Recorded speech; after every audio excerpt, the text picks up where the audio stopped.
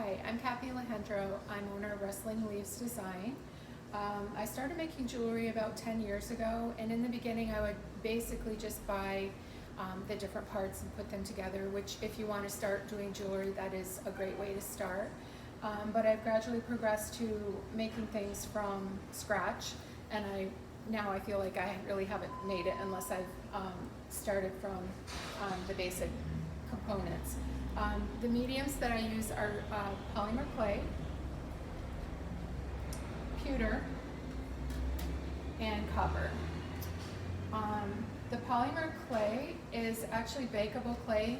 This pair was, I formed the beads, I drew the shape on them, I painted them, and did a little carving on them as well.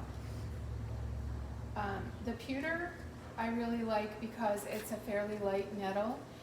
It's easy to work with. It ends up looking very similar to sterling, and it does not tarnish, so that's a great quality about the pewter. And it is lead free. The copper I love because I love the tone of it, I love the color of it, I love the different things you can do with it. The first thing I think of when I'm going to make a pair of earrings is what shape do I want it? What texture do I want to put on it? Because you could leave it just, like this. And sometimes that's nice, but it gets a little boring after a while, so I like to add texture. And then, am I going to add a patina to it? A patina is adding a color to it. Sometimes it's just black. Sometimes it's a color like this one has a turquoise patina. And what that does is it serves to highlight your texture. So that you can see it much better.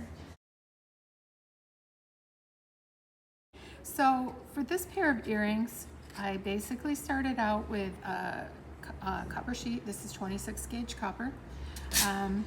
I then cut a 1-inch strip, and out of that I cut two rectangles. That I just did, I measured the 1-inch strips, and then I just cut that freehand. From these rectangles, I then, using a ruler, measuring to make sure it would come out right, I cut two triangles.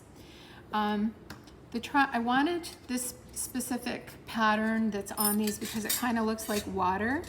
So I then took my triangle, I would place it like so, and I ran it through the rolling mill. The next step on this was to finish the edges, which I did with steel wool. They're nice and smooth.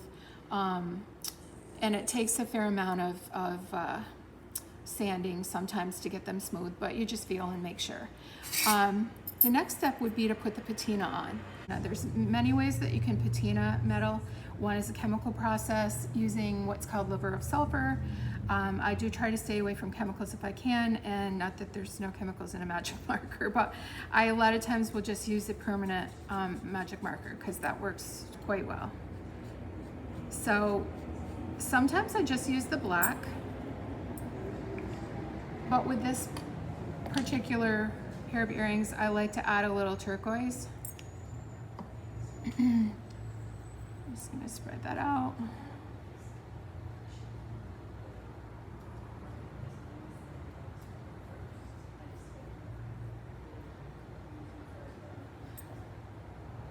I'm going to let it dry just a little bit. It doesn't take long at all. It's pretty quick drying. And then what we'll do is sand the top of it. Okay, so using this flat sponge, just going to start sanding a little.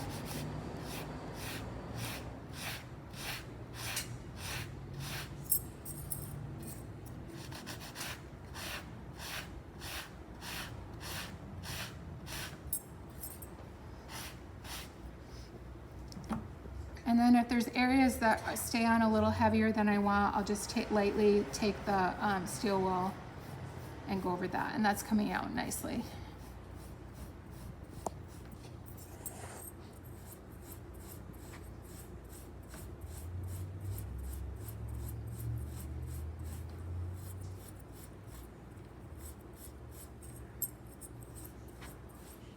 Try to get it fairly uniform.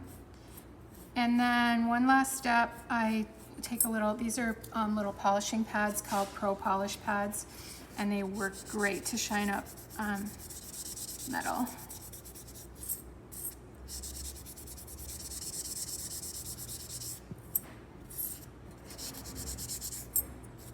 So that looks good. The last step would just be to take a little hole punch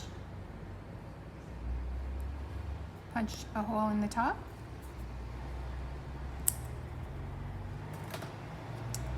and add the ear wire, and there you have it.